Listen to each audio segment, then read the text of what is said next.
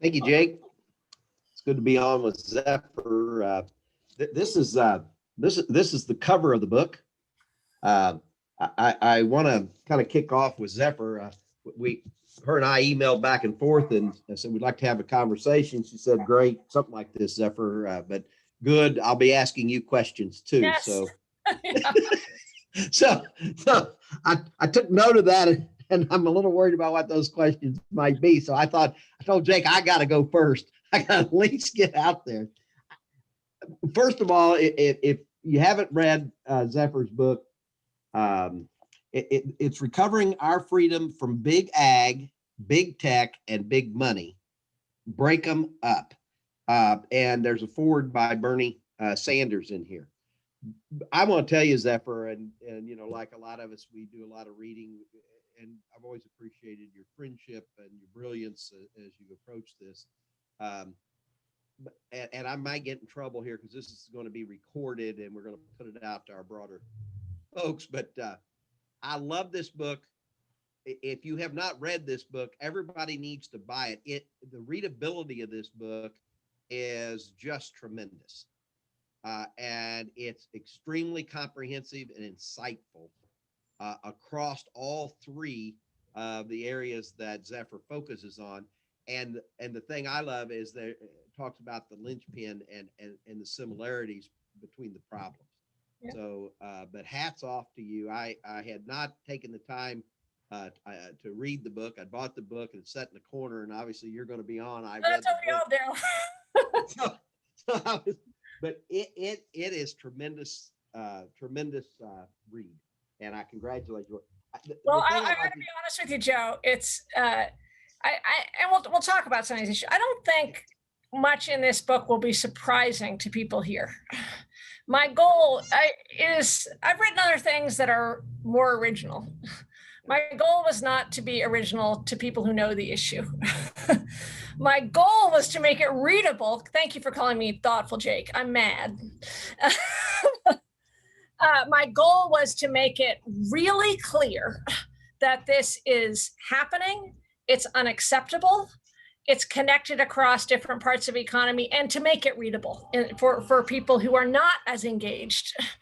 And in particular, you know, there's different audiences here, but I was also speaking to a left, which I don't think is focused on this enough, you know. But I hope it doesn't only speak to the left. It's supposed to be clear for everybody. But Joe likes it so much because he's all over it. But he's a great a great person to interview. But I really, you know. Yeah, I'll let you ask your question, Joe. But yeah, I want to start off, and then we're gonna, you know, I want to just kind of talk about. There's a couple of points here, though, that I do think that for some of us, I do think it's got great readability. You mentioned that maybe it's something we all know. I'll tell you, it wasn't for me, and I've been doing this a long time. I think the way you've captured these various issues. I love the one chapter where you talk about it's the body snatchers chapter, and yeah. And you bring in some of your personal reflections on what you have had to face as a politician and what's out there. I wanted to start off with that because so much, you know, we may know some about the concentration and But I think that that is a unique experience, and then we can kind of go from there if that's okay. Yeah, sure. No, I've run for office a few times. So far, haven't won anything, but it's all part of it. First of all, I just want to say hi and thank you all for taking the time to talk. And I know I have a funny name, but so I need to do just a little work to answer your core question. Teachout is not a made-up name from the 60s. It's actually a Dutch name. And I learned that Zephyr rhymed with heifer at about age 3.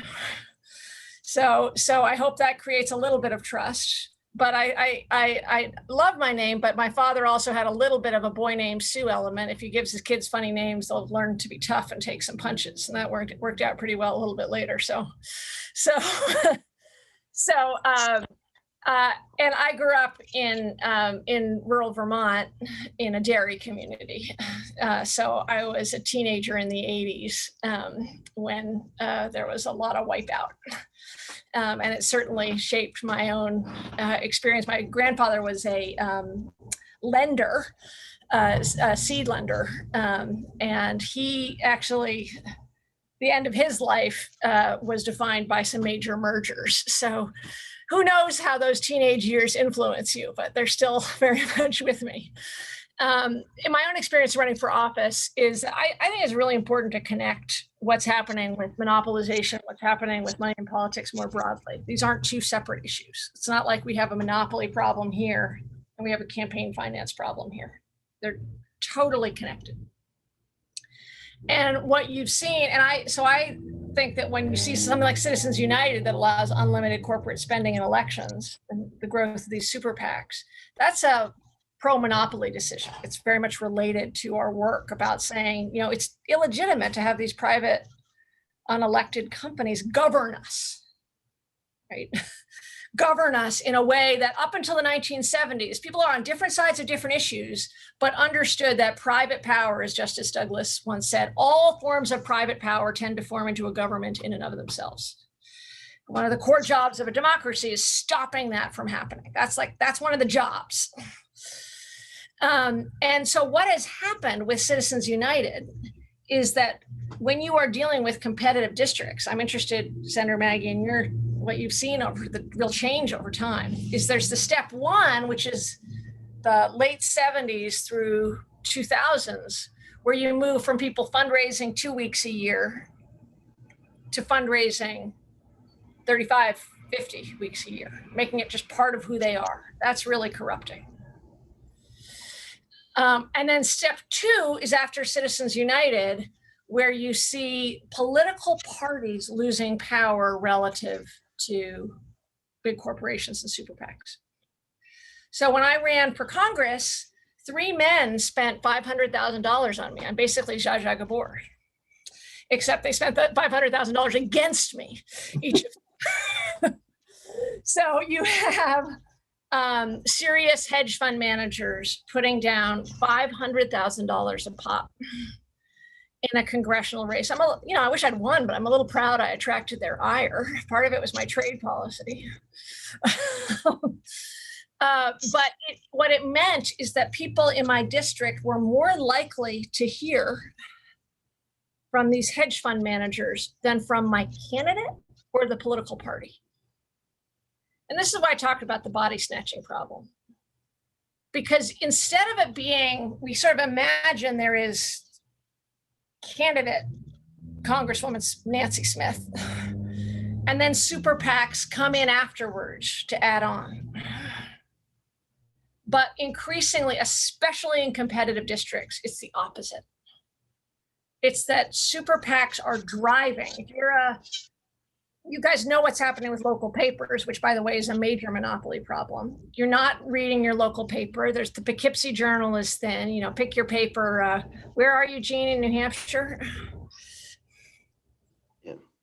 We're in Wilton, New Hampshire, which is south central New Hampshire. Okay, so I'm trying to think of what you've got. You've still got the Union Leader probably.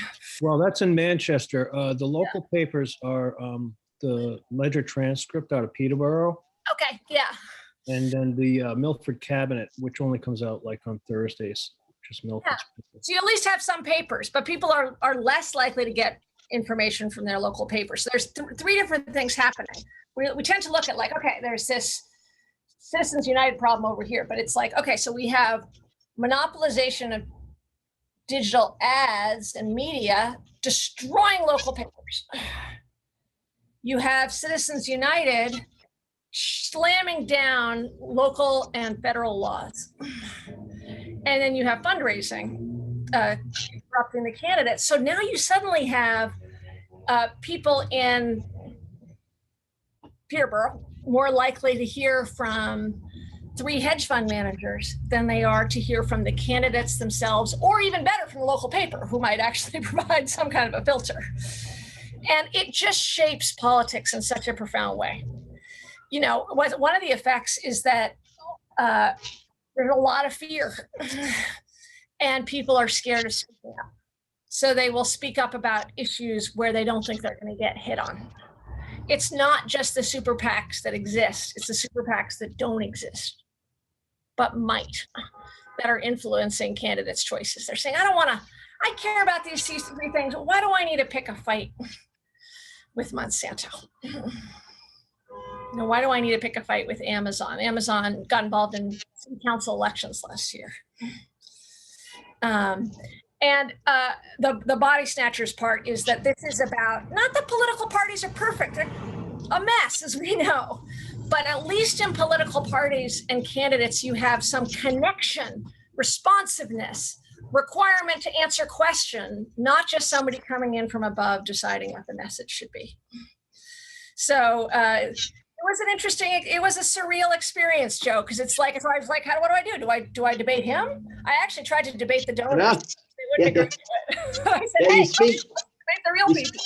you speak about that in your book. I challenged them to debate. They never showed up or something like that. Yeah. Well, what do you think? You know, the thing that brought to mind on that, and you later in your book, you know, you talk about possible solutions, but Yeah, you know, is that insurmountable? I mean, you're out No. there, you know, Yeah. lots going on. So we just butt our heads against the wall and we're just done? Where do we go? Well, yeah, so I'll talk about Citizens United. I'll get us back. 2 things about Citizens United. One is, which I talk about a little bit in the book, but part of the reason I came to anti-monopoly work is because I was a democracy activist, and it's really important to change the way we fund elections. We've got to overturn Citizens United. We've got to change the way we fund elections. I'm totally committed to that. But I also started realizing the limits of that. You also have to go at the heart of power where it is right now. If we have a problem with companies taking over our democracy, we have to take them on directly and break them up. And we should really understand that is part of democracy reform. So in terms of where we are now, here's one thing that I didn't talk about. I don't think I might have mentioned it way back, buried it towards the end. But there is something I'm very excited about on the Citizens United front, which is we're still allowed locally and federally, according to our Supreme Court, which is totally out of control, but still under this Supreme Court are still allowed to ban foreign money in our elections. So what Seattle has done is it has a new ban on any corporation that has foreign ownership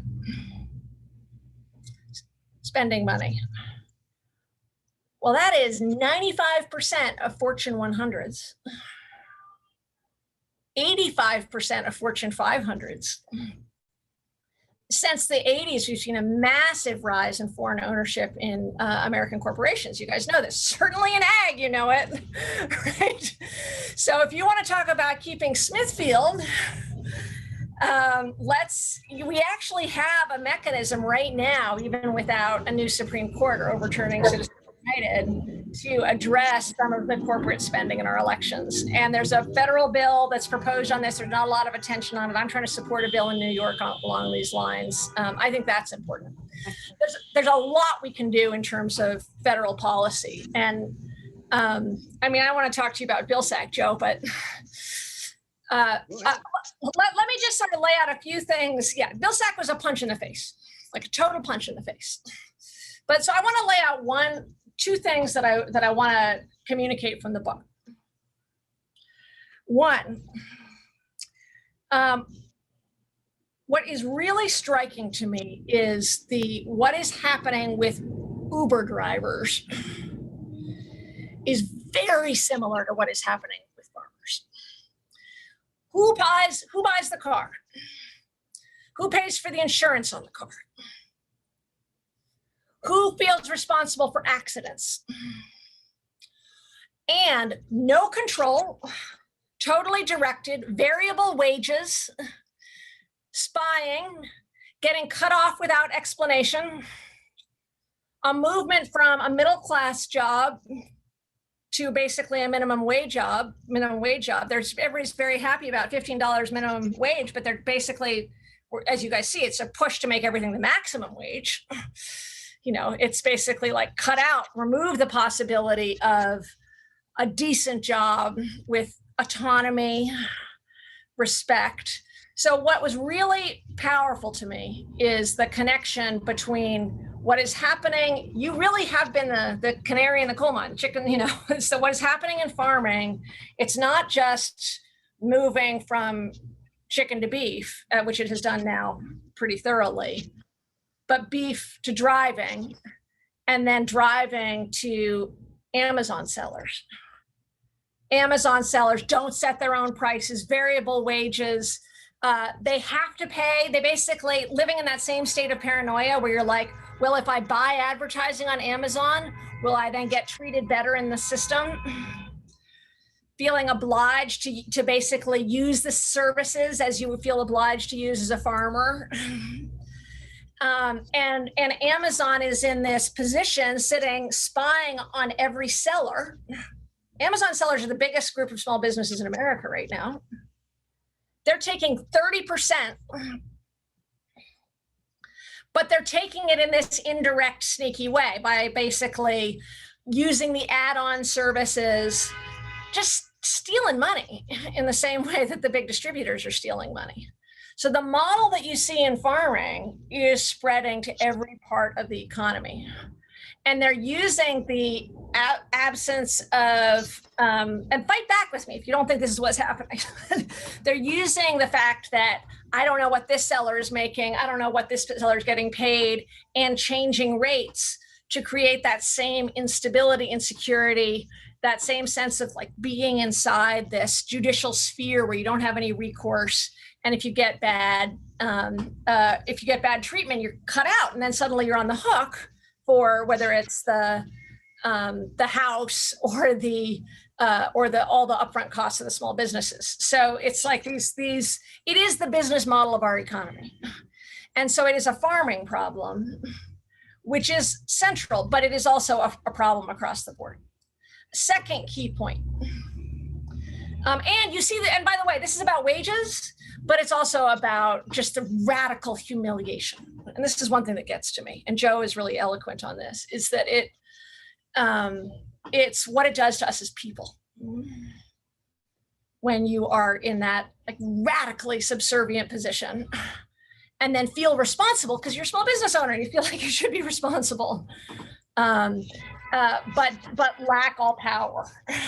So you're taking all the responsibility, but none of the power. And you can't sort of have a democracy where that's how we treat people.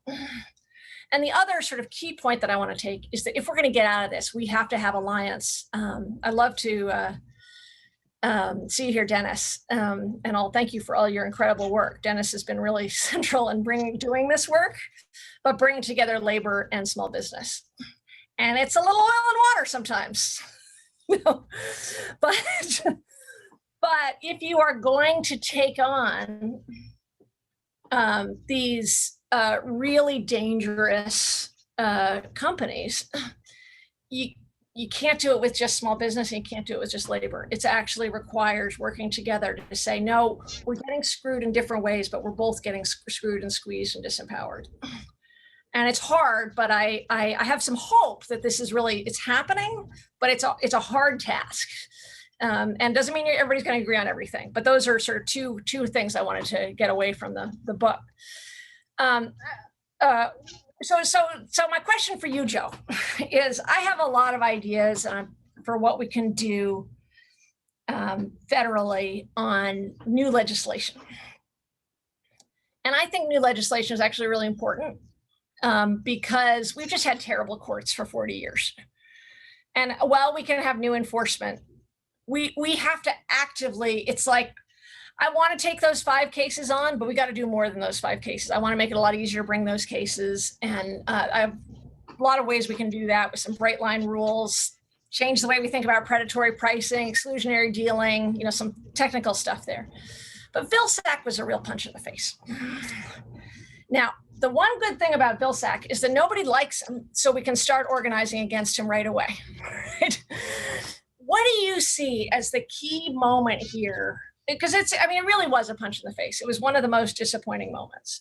But what do you think are the key asks for Vilsack and how we can be sort of nationally thinking about putting pressure on Biden? Because there's some signs that Biden takes this seriously in other areas. There's real signs, like Lena Khan, who's a dear friend of mine and Joe's, and has been appointed to the FTC. She's famous for big tech, but she got her start studying ag. And actually, big tech, I think, made sense to her because she came from ag. So she's going to be a great commissioner on the Federal Trade Commission. And I'm thrilled that Biden appointed her. Tim Wu, who has less of an ag background, but really good on this stuff, is at the White House. There's some signs of really good things, but we've got this Vilsack problem. So tell me what you think is the we should be doing, right? Yeah. One of the things I want to say on your book, before we move on to, and I'll answer your question, the way you connected, just in the describing what you did about Uber and the connection, that's, I think, the first chapter with chickenization. That's why I love this book. That's why I'm suggesting, because you also had said, you already know this. No, the way you put this together and drew those kinds of conclusions in this book make this a very powerful book, because people, come on, you're coming to the session, you can read the book. Everybody needs to read it, because we can find our allies. And then I'll go to your question, just like you're saying, you can see the connectivity. You mentioned, and thank Dennis. I mean, that's what you can see, the connectivity throughout sectors in our economy. And so, but enough of that. I'll answer your question. But I just want to make that point. The data, those platforms that are running the food around from all those small restaurants and raping 15 to 30% or whatever you said off the top, yes, or tacking commissions on, and then they're stealing the data, and the restaurant doesn't get the data on the consumer, on the customer. So not unlike what Amazon do, just all those Uber kinds Eats. of careless. Uber Eats is your John Deere. It's just taking your data. Yeah. So that's why I thought this was great, because one could see how it's the same game that they're pushing off into almost every sector. And we need to make those connections, because people are like, oh, that's a rural issue, or that's an urban issue. It's like, no, restaurant owners are facing right now what chicken farmers have been facing for 25 years. Yeah. We just now need to reach out to them and say, oh, I get it. Yeah. I get it. And we do have that in common. So I just think make the point explicit. If you're a restaurant owner and you don't like the commission that Seamless is pushing, you need to be on Seamless or you don't exist, because that's 15 to 20% of your profit, right? So you cannot be a restaurant owner. You need that platform in the same way that you need a distributor. And you take that power and they just steal with it. But anyway, I had to make that point, because I do think that's what's unique in this book, and why I would highly recommend folks read it, because that's how we find what we have in common. And then let's start reaching out to these other sectors. And together, I think maybe make some tweaks on all that money that comes after our candidates. But that gives us power. That's how we take back the power, is by connecting those dots. Vilsack, we agreed, as you know, we Family Farm Action teams and most of our supporters and stuff were not thrilled with that concept. And most of us went in and was really pushing for Congresswoman Fudge. Right. Because we really thought she could bring a vision to a new USDA. Here's where I see it, and we've got several friends now that have been appointed. So first, not only you mentioned Lena, and we're excited about that. Helped organize a letter with Sarah Miller and her team, who you know, and was part of that effort. And, but we are, I think if we're honest, we did everything we could not to have Secretary Vilsack again. Yeah. But stepping back from it, and to be honest with everybody, the whether that's coming from the president or whether that's the secretary, doesn't matter. But we're getting some really good folks appointed within USDA with a whole different mindset than his previous administration as Secretary of USDA. Okay. That's good to hear. Yeah. And we've had some encouragement, but there's some real tests here. So far it's been good appointments, but we've not seen solid action as it relates coming out of USDA from the secretary. Others have just got appointed as it relates to Packers and Stockyards Act administration. There was conversations we had with the transition team, the landing teams. We presented our Build Back Better, our call to action and roadmap for rural America, and very positive about what was going to immediately take place over in Packers and Stockyards. Now they appointed Andy Green, who's a friend of ours, as you know, and yours and all of us, and we're excited about that. But he's an advisor, so I mean I think he's doing a great job. But at some point, you can advise all day long, and unless the boss dog pulls the trigger, nothing happens. So we know that word's getting in to the secretary through his advisor. But the real test for us to know whether the president is serious and therefore his secretary is serious, one will be let's ditch Trump's Packers and Stockyards Act rules immediately. Yeah. Don't try to talk nice about them. Let's go back to at least the original 2010s, bring those up to speed, and let's get going, because Secretary Vilsack had a chance to get those for us after we went through John Oliver's right, and I can't say all those words because I may have insulted Barbara or somebody, but the fact is that if he'd have just picked up where he left off, there was enough time, we'd have got farther down the road and been more challenging for the Trump administration to withdraw those. Right. So we need to act now so that enough time goes by, they get solidified in the system, and action can still be taken under this administration. And it needs to include removing the competitive harm or competitive injury so that an individual farmer or rancher has the power, we talked about power, shift that power back where they can bring action based upon the harm that was caused to themselves or their operation without demonstrating harm to the whole marketplace. That will be a real litmus test of how strong this administration and Secretary Vilsack is. We've been fighting when Angela and I, she wasn't able to be on the call today, but when we were over at OCM with Mike Callicrate, Barbara Webb, others, we filed a petition with FSIS just wanting to clean up the guidelines on product of the USA. Yep. And nothing's been done. Now, one, we'd probably prefer having a rule, but he could have done that his very first day, change a guideline. Right. And nothing has been done. And so now it can be brought, beef can be brought in from Brazil, rewrapped and marked product of the USA and sold. We know Rohit was working over at FTC. We think Lena will pick up where he left off because we got the same problem on the packaged goods side and the turkey and poultry that they still control. So that is one that we're really leaning on that we feel like he could do. So those are two that we think should be no-brainers, considering he fought the fight in 2010, made the commitment. So he ought to pick that up and live it. And it should be a no-brainer it's a guideline, for goodness sakes. And surely you don't want to be deceiving American consumers. But thus far, there's not really, outside of appointments are going better than we'd ever hoped.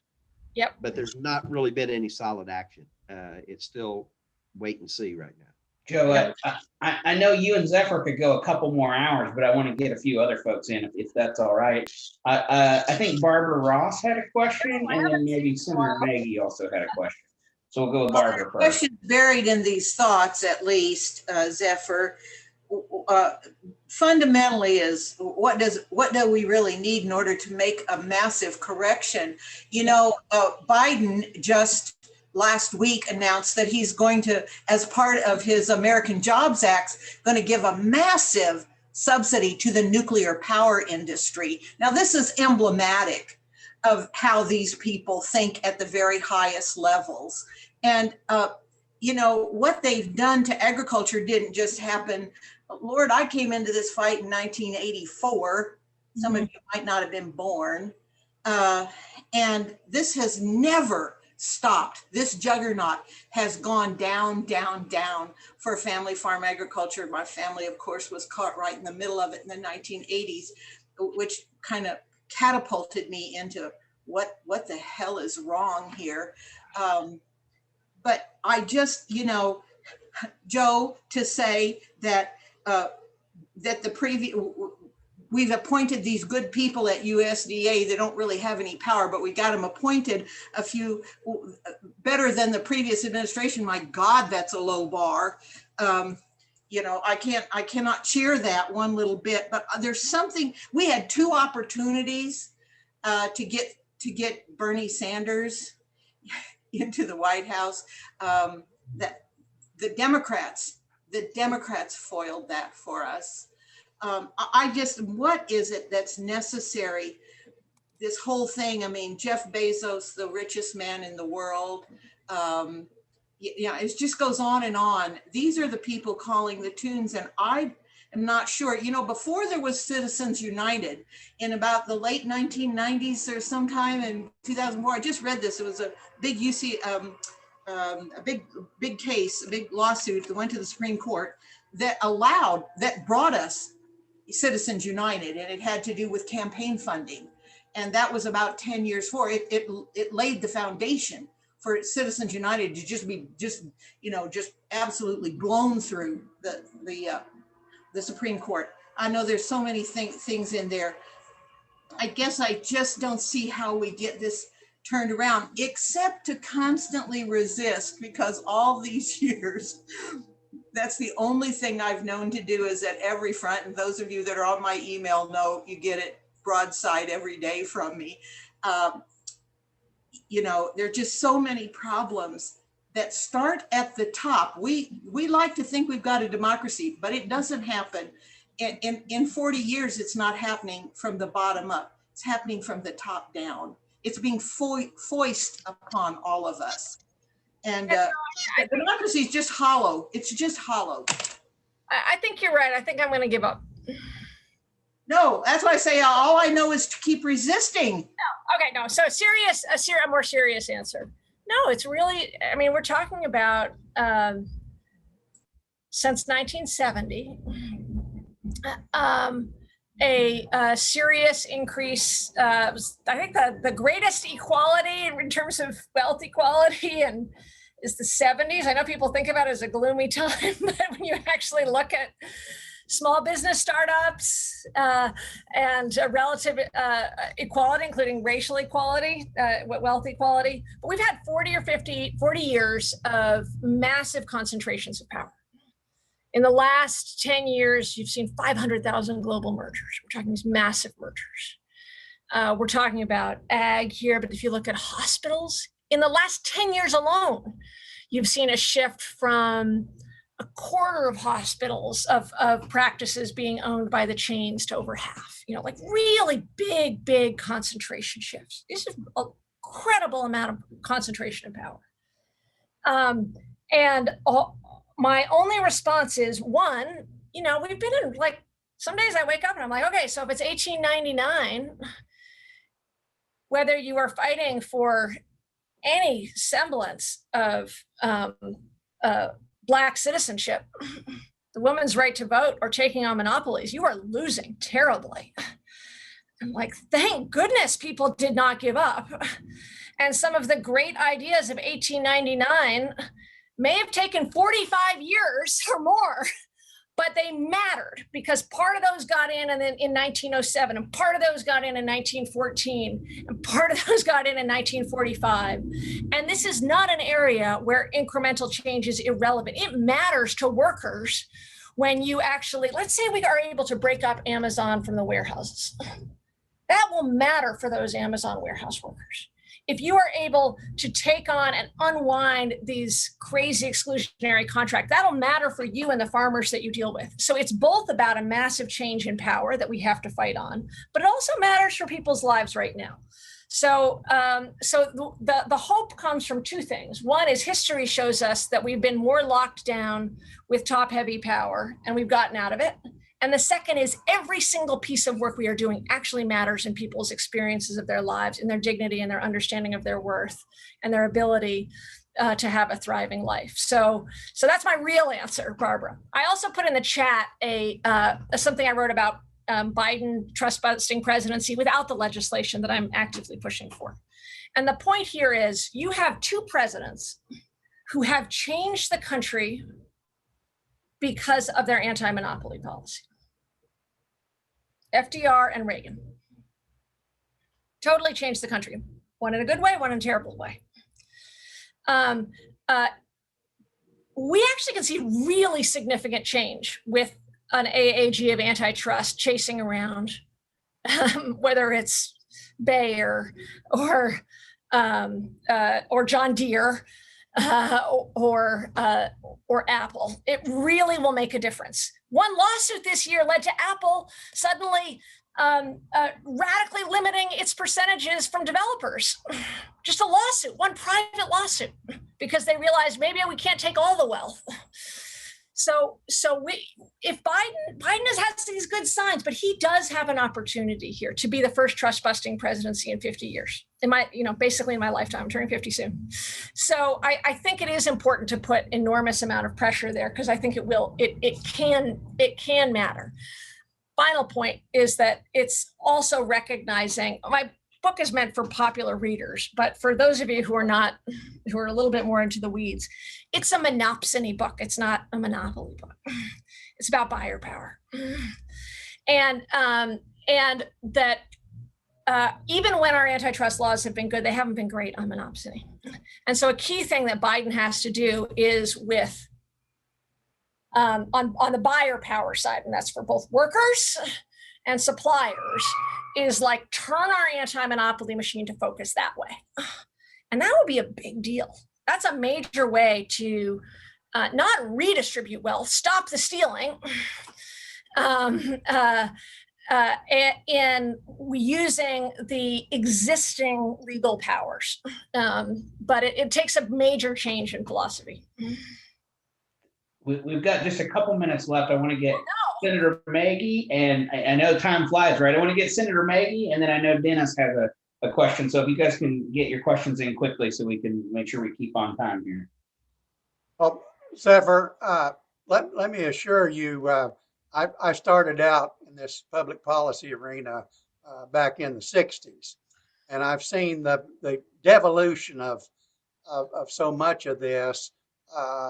And of course, there was a culmination of my responsibility as a farmer to my land grant institution. And I've been a big critic of our land grant institutions for a number of years, because they have been played a big role in taking us down this path. In fact, there were some people that came out of those systems that ended up at USDA en masse. And I know some of them, I can name them. But I do want to bring us back to something, Zephyr, that you talked about, of the origination of some of this. One of the things that I learned about the poultry industry was when I was dealing with the contract poultry growers and the companies. It was an incredible exercise that I got to go through as a public policymaker, because I did have the presidents of some of those companies sat down in my office to relate to me what they were doing. One thing that I was always concerned about was these contracts. And I couldn't get anybody to give me one of those contracts until one was slipped under my door in the Senate, in the Oklahoma State Senate one night. soon after that, I had a labor negotiator, friend of mine, come to visit with me. And she was a person that had grown up in eastern Oklahoma and western Arkansas in the poultry industry. And she reminded me that the contract chicken growing business was very interesting, because the families that originated those operations were slaveholders. And today, I think what's going on racially in this country, I'm reminded of that. Now, I came out of the sheep industry, and we were one of the first mainline livestock industries the commercial industry was completely wiped out by 1987. And it was because of a merger between ConAgra and Montfort's of Colorado. So yeah, these things have really devolved over time. And I'll say one other thing though, and then I'll shut up. I personally had the experience with the Koch brothers. And I'm telling you, they play for keeps.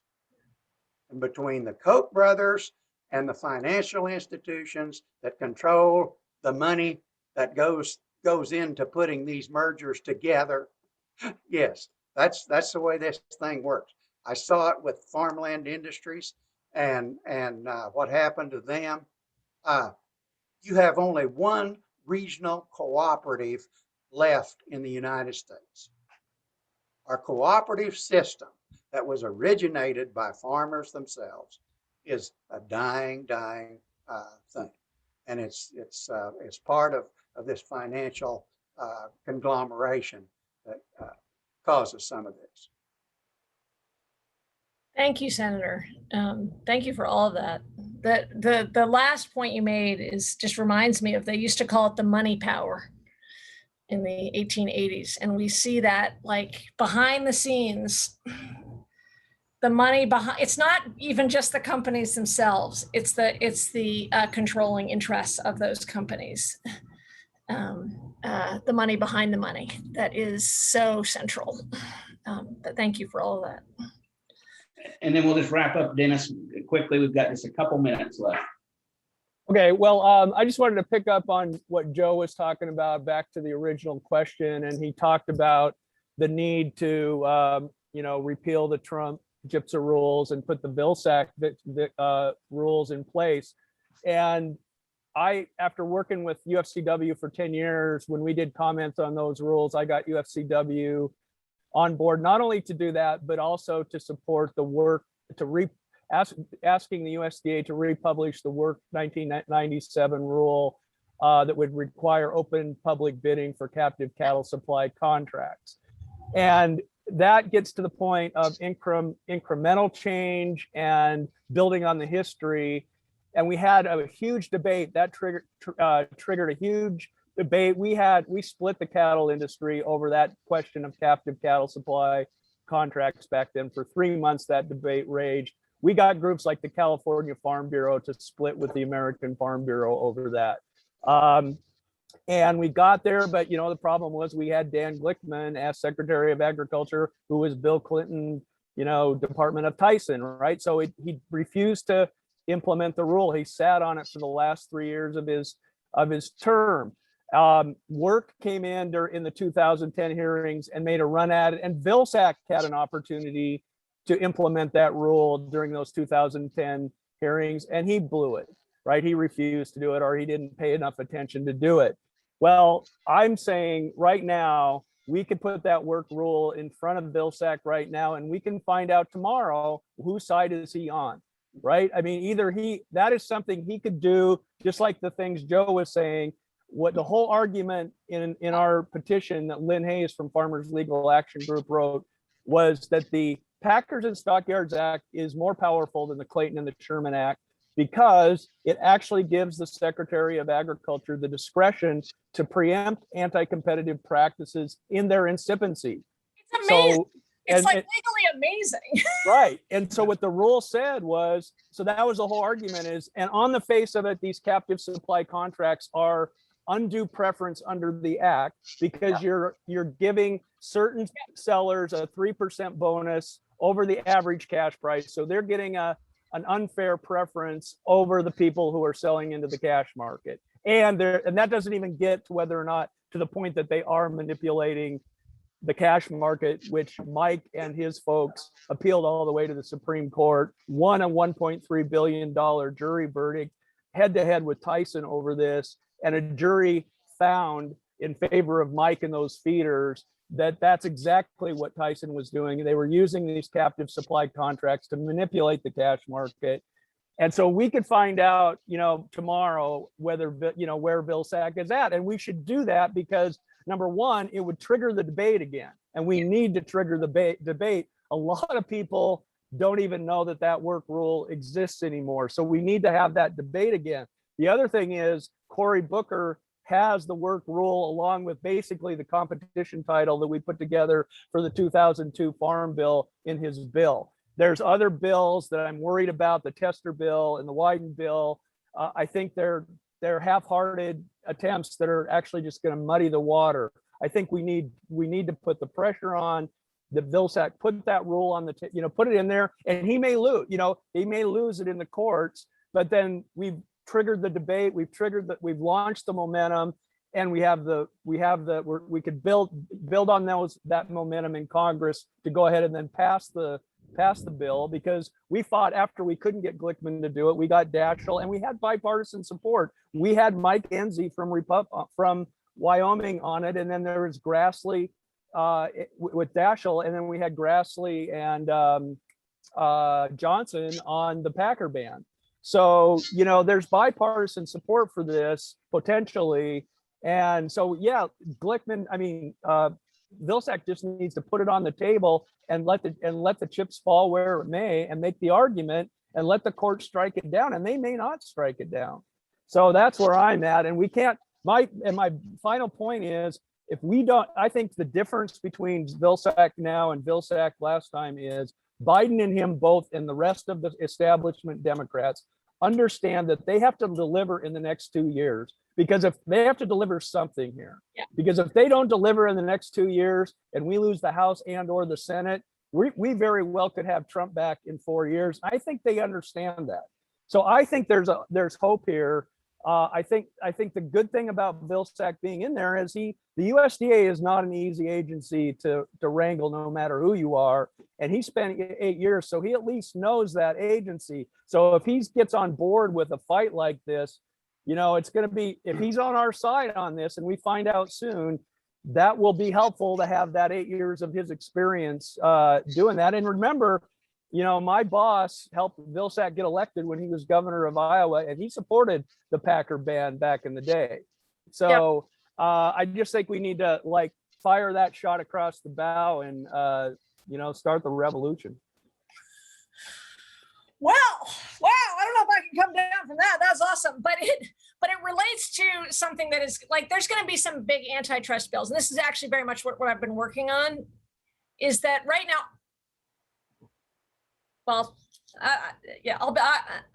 there's nobody I wouldn't say this to, so I don't mind if it's recorded. Amy Klobuchar seems to really understand the problem, but her current bill won't solve it. Her current legislation doesn't solve it. And it's because it still gives judges all kinds of authority to have pro-competitive defenses. And the right way to go, whether it's in rulemaking or in new legislation, is something, I don't know if this is a helpful way to think about it. It's the way I think about it sometimes, is just more like business torts. There's things you can't do. And you don't get to make the pro-competitive defense of why this is okay in these circumstances.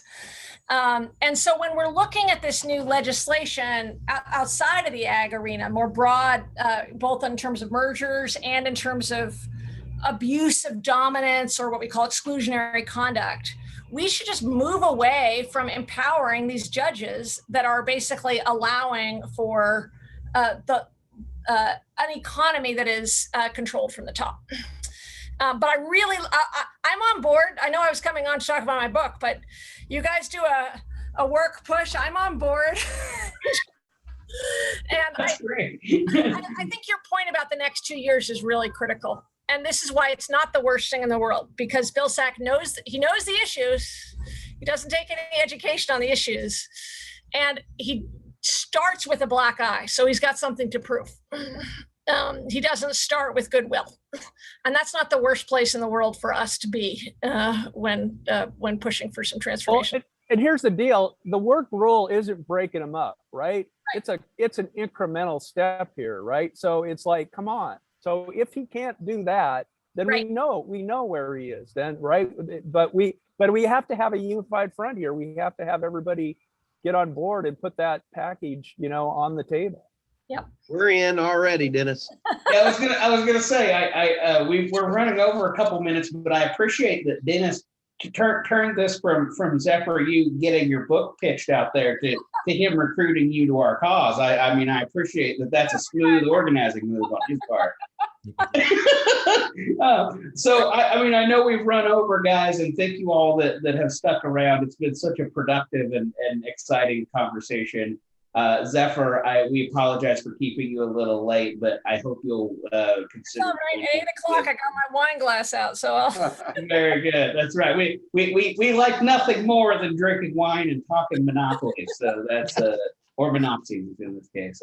So thank you all for joining us. We will remember that we will be sending out notifications about the next member meeting. We have these the third Tuesdays of the month, so make sure that you're keeping that on your calendar. We'll continue to have these conversations.